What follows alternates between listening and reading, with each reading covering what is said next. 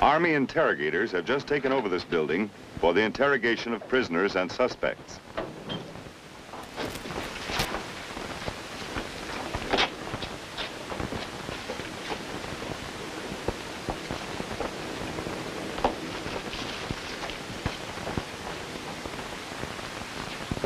Following an initial contact with S2, a villager has been brought here to be interviewed.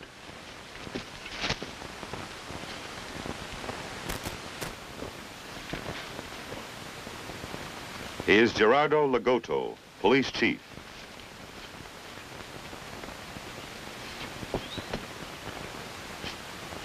This man deserved to die. He was no good. A liar, a cheat. Oh, sure. He was the village chief. But did he care for his people? Bah. He took from their mouths, from the tables to give to the guerrillas. Goats, sheep, rice, medical supplies, money. How did he get shot? Guerrillas, or maybe an American bullet. Who knows? Shall we say a battle casualty? Well, how did you survive as police chief? I? Every day I was threatened. But these people are good. The whole village. They can be trusted. Well, I appreciate your cooperation, but why are you telling me all this? When I was a little boy, I almost lost my leg. But an American missionary doctor saved it.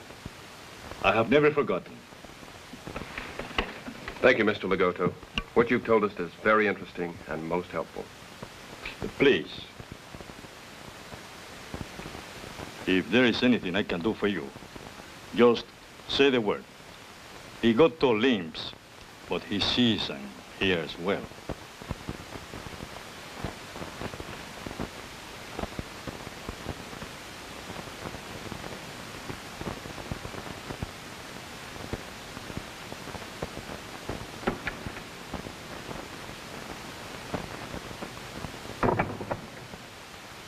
Can we afford to ignore Lagoto? The answer obviously is no. In this kind of war, there is no telling who in a village is a guerrilla or guerrilla sympathizer. Lagoto may prove valuable in providing vital information. At this moment, however, prisoners are our chief concern, for what information they may provide could very well affect our whole tactical situation. A call from S2. Box 2 Alpha. View, sir, Boxer 2.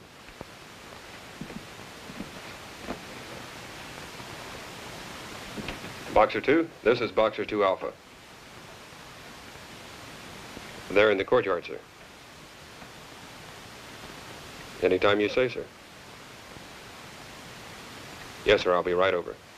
By capturing Dalaka, we've driven a wedge into the base of the peninsula. But guerrilla forces still occupy Rancombe and Lorat. Now, until we can neutralize those villages, we've got troubles. And one thing's for certain, we're in no position to attack, at least not until reinforcements arrive, and that'll take 6 hours. Now, in that time, several things could happen. Guerrillas could move in on us from either Lorat or Rancombe, or they could put the squeeze on us from both villages. I've just returned from a staff meeting. S2, fresh from a meeting with the CO and his staff, briefs the interrogation team leader so that he and his men can base their interrogations on the latest tactical intelligence requirements. They might counterattack from the north, drawing upon forces from either Lorat or Rancombe or both. Like I said, no reinforcements for 6 hours. So what do? Spread our forces around and we're vulnerable. The only alternative is to concentrate what we have at the right place. Jack, that's where you come in. Those PWs you have may give us the right answers. Principally, where the attack will come from and at what strength. Also, find out about the movement of units or groups of guerrillas into assembly areas. Try and locate mortar positions or movement of positions. Information on any patrols operating near us, especially reconnaissance patrols. Try and locate supply points. Well, I guess that's all about now. But remember, time is a big factor. Yes, sir. We'll do our best. For future reference, here's a copy of the map overlay. Oh, by the way, I spoke with that police chief. Legoto. Yeah, he seemed mighty anxious to cooperate. What did you get? Nothing much. He said that the village chief worked with the guerrillas and that the villagers really hated him. Well, that contradicts what we've learned, that most people liked him.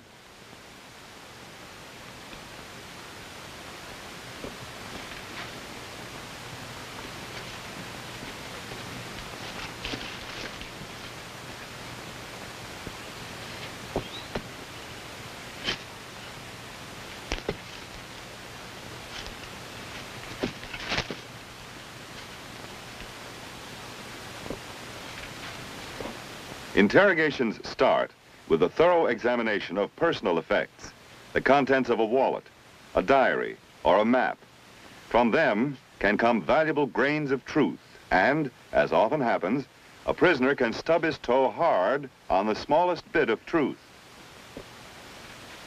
What largely determines the selection of the interrogation technique to be used is the subject himself, his temperament, mood, background, age. Take this group. This man is a picture of fear. This one, defiance.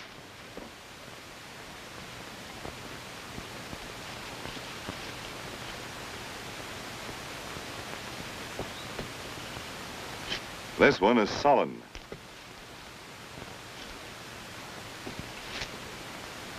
This man, an officer, shows arrogance.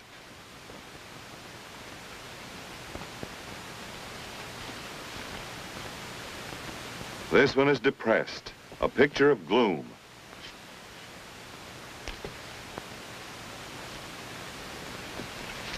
The egotist, self-styled mental giant.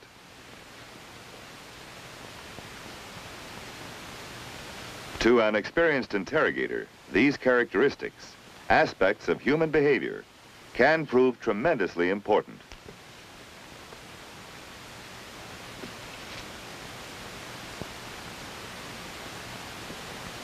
These characteristics are carefully noted, studied, and remembered to be used as tools in persuading prisoners and suspects to cooperate and reveal information.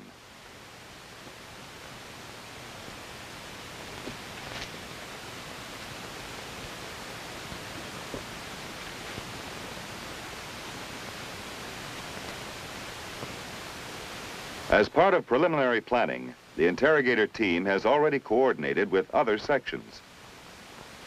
Order of battle has provided all available information on the insurgents in the area of operations. There is also the blacklist from counterintelligence, giving the names of persons wanted by the authorities for involvement or possible involvement in the insurgency. Additional aids include aerial photographs and maps of the area of operations. And the Interrogator's Guide, a reference book to help formulate particular questions during an interrogation.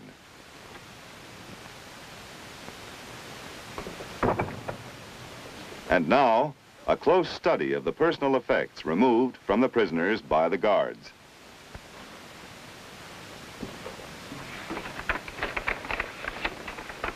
That letter belongs to the private. He tried to hide it inside his shirt. He's a pretty nervous guy, just a kid. Where was he found? At a fork in the road about half-mile outside the village. Show me.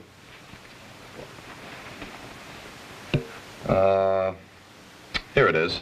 This road here. At the fork itself? Yes, sir.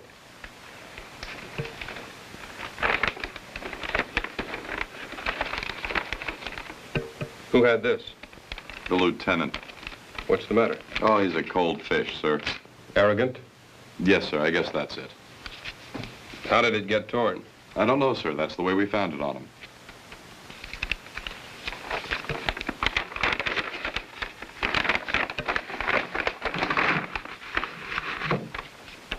What about these? Demolition items, aren't they? Yes, sir. They belong to the sergeant. This wallet, too. A real humdinger, that sergeant. Real tough. At least he likes to give that impression. Sir, this... Preliminary planning. The entire team of interrogators must familiarize itself with the smallest detail prior to the interrogations. And now, the interrogations get underway. And the first subject is the young, frightened prisoner. Is it just chance that this man is the first one to be interrogated? No. The choice is deliberate. For experience has taught us that an emotionally disturbed man might be more inclined to talk than others, thus providing military information that can be used in interrogating more obstinate subjects. Every approach technique used in an interrogation calls for an appraisal of the prisoner's mood or temperament. Thus, because of this prisoner's emotional condition, it is determined by the interrogator that little or no resistance will be offered. Therefore, he selects the direct approach. That is, no attempt will be made to conceal the purpose of the interrogation. The direct approach.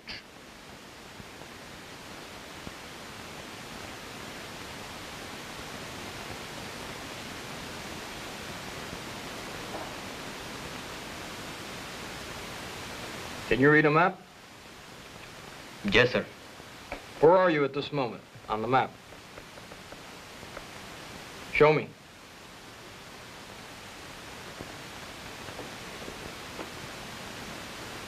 Show me where you were born. Here. In this fishing village. Capayas. Like fishing? Yeah. My father is a fisherman. I like fishing too, trout fishing. What do you catch there on the Gulf Coast? Swordfish. Barracuda. Did you work with your father? My father and my brother. Then your brother likes fishing too. No, not much. I don't know anything. Please, I have no information. What are you worried about? There's no need to be frightened. I only want to know a little about you and about your unit. Now then, just where were you supposed to join your unit? I don't know. Of course you know. You're smart. You can read a map. Here's where you were picked up. At this fork in the road, correct? In which direction were you going? What fork? What branch in the road were you going to take? Seems to me you've got a good sense of direction. Here on the map. Show me. Show me. The right. Are you sure? Yes, sir. To Larat? No, sir. Larat is to the west, the left fork, and I was going to go north. Why? I was told to go in this direction. But wasn't it safer to go to Larat, where you would be well taken care of? The direct approach has achieved its purpose. The subject has begun to provide desired information. This is known as the breaking point. Now for the questioning phase.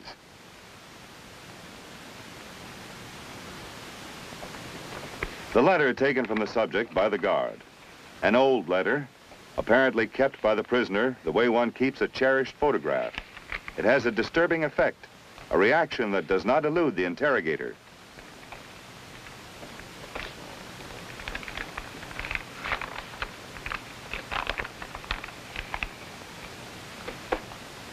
Dear Brother Tito, no matter what happens, fighting for the People's Liberation Army is your patriotic duty. It is not like fishing. Let our father be the fisherman like his father before him. But this is not for us. I expect big things from you. That's why I'm glad you're with the 32nd Infantry Battalion. It's a great unit. Captain Salazar is a hard man, but he'll make a good soldier out of you. Do a good job, and I'll see to it that you are properly rewarded.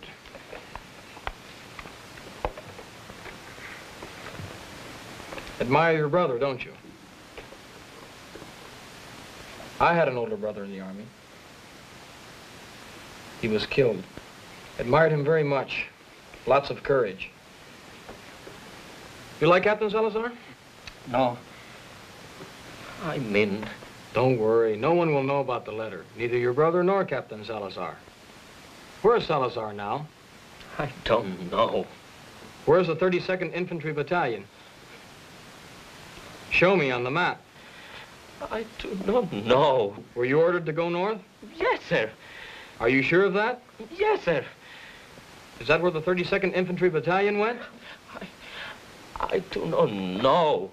Show me again which fork in the road you were going to take.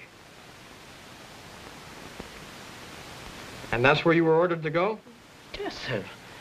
But the 32nd was to go east. No, no. I mean, I do not know. I do not know. I do not know.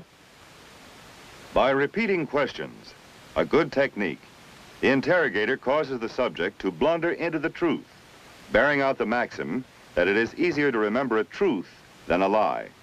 And now, the termination phase, that part of every interrogation that must leave the door open for further questioning, ending, if possible, on a friendly note. That'll be all for now. You've been very cooperative. If you think of anything else or find that what you've told me is not correct, or you want to correct any of your statements, just notify the guard. You'll get in touch with me and you and I can have another talk. Okay? Yes, sir.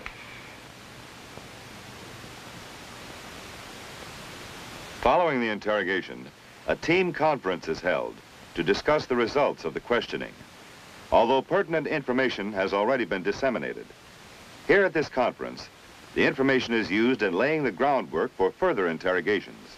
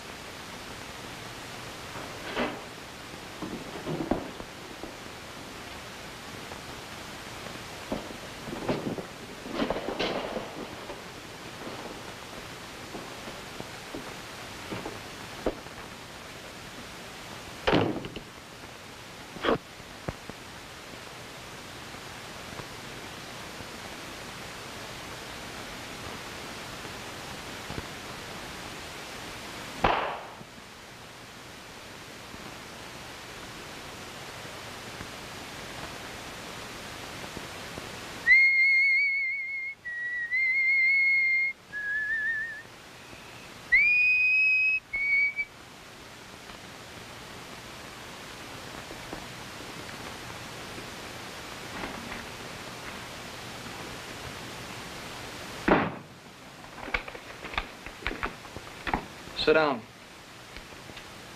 I said sit down.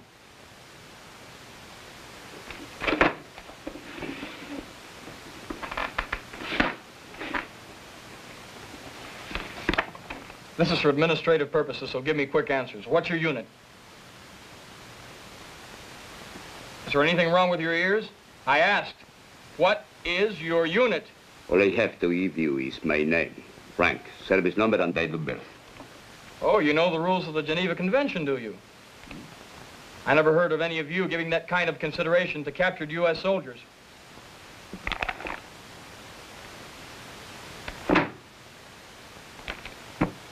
Let's have the wallet.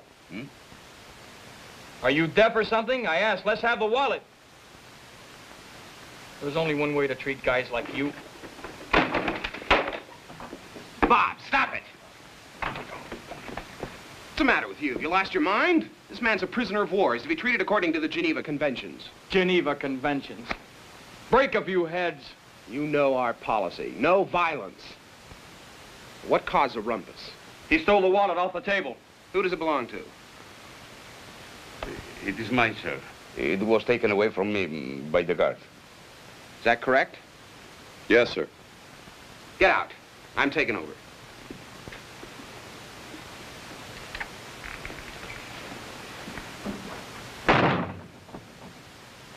Guard, let me have some coffee. You like coffee? Yes, yes, sir. Make it 2. The threat and rescue technique of interrogation, commonly known as the mutt and jet. By belittling the first interrogator, the second interrogator can create a bond between himself and the prisoner. The object is to make the prisoner feel so grateful that he will cooperate rather than be subjected to harsh treatment. It calls for careful handling, subtlety.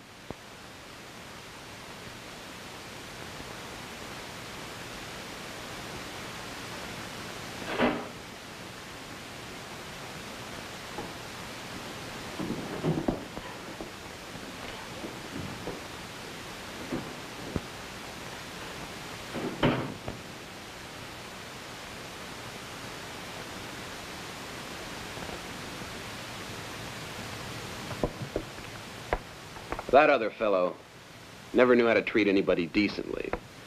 Sure, break a few heads. Now then, let's forget about all that. This report. I don't have much time, so let's get it over with. You must know every inch of this country. How'd you manage to get captured? I could not help it. I guess not. With guns breathing down your neck. Say, wait a minute. You're the demolition expert. That's why you were captured near the bridge.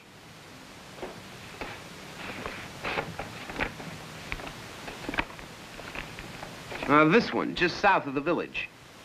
We found it primed and ready to be blown up. Keep us from crossing it. Actually, we didn't need the bridge since we came by chopper. You did a good job, though. Where'd you learn about demolition? They told me. They? The 36th. Relax. I know all about the 32nd Infantry Battalion. Captain Salazar's unit. You know Captain Salazar? Who doesn't? Life to him is cheap. That's why you were left behind. So easy for Salazar to say, you stay behind and blow up the bridge. Stay behind and get killed, while I escape to the north. Suppose you were set free. Would you go back to Salazar? I would fight for the People's Liberation Army. That isn't what I asked you. I said, would you go back to Salazar after having failed in your mission? Captain Salazar did not want me to die. Again, the prisoner begins to show his unwillingness to cooperate. To neutralize this opposition, the interrogator must be ready to change his technique. More what I can. Excuse me, sir. I can see I'm wasting my time. I've got more important things to do. I'll send the other man in, perhaps. No. I will tell you what I know. About Salazar? I know all about him. About the 32nd? The fact that your unit was going north? I know that, too. But I'm sure the other man has questions. Not only the 32nd. There are others. What others? 26th Infantry Battalion. I am tired. Go on. The 26th, what are the others? I know only about the 26th. Half the battalion has left Larat. They had orders to go north a few days ago. I learned this from a friend who had been in Larat. A suspect has been picked up at a checkpoint.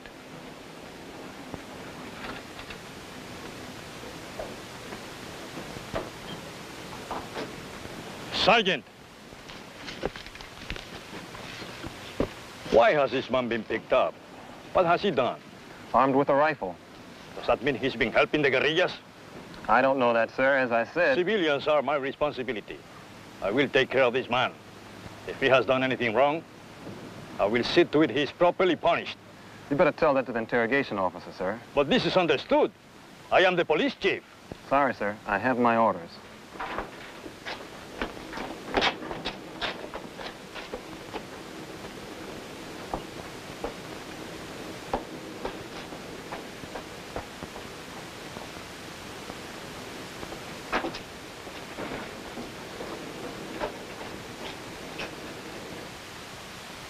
As with soldier prisoners, a report is made concerning the suspect's detention.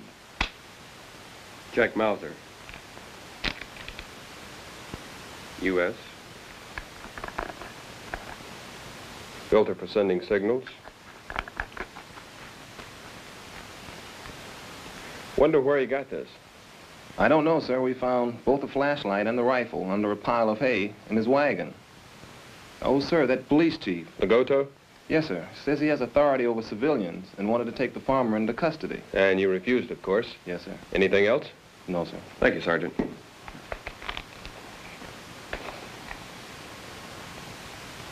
No. I told you I found them in the field, the wheat field.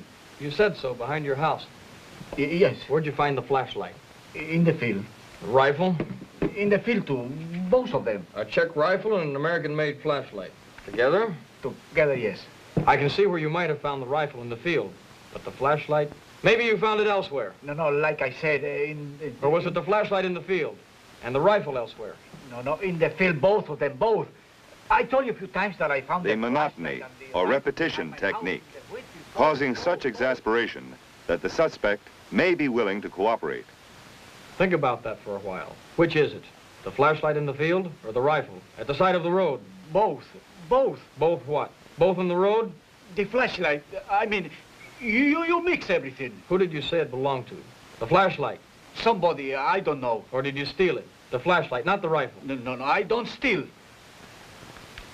A flashlight is very good for sending signals at night, is it not?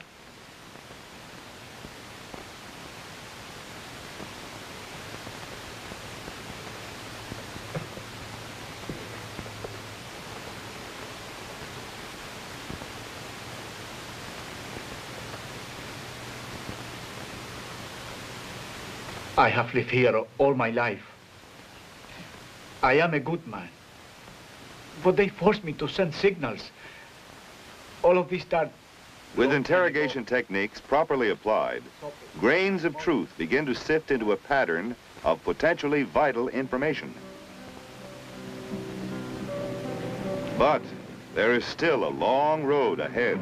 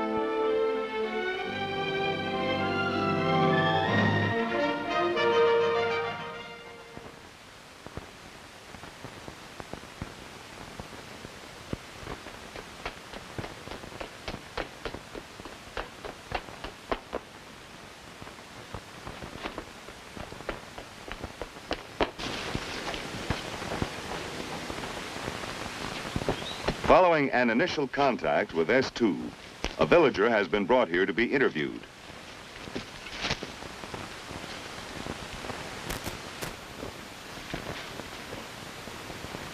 He is Gerardo Lagoto, police chief.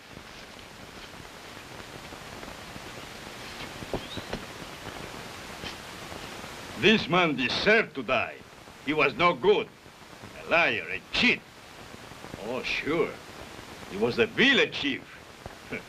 But did he care for his people? He took from their mouths, from the tables to give to the guerrillas. Goats, sheep, rice, medical supplies, money. How did he get shot? Guerrillas, or maybe an American bullet. Who knows? Shall we say a battle casualty? Well, how did you survive as police chief? I? Every day I was threatened. But these people are good. The whole village. They can be trusted. Well, I appreciate your cooperation, but why are you telling me all this? When I was a little boy, I almost lost my leg. But an American missionary doctor saved it. I have never forgotten. Thank you, Mr. Legato. What you've told us is very interesting and most helpful. Please. If there is anything I can do for you, just say the word. He got 2 limbs, but he's...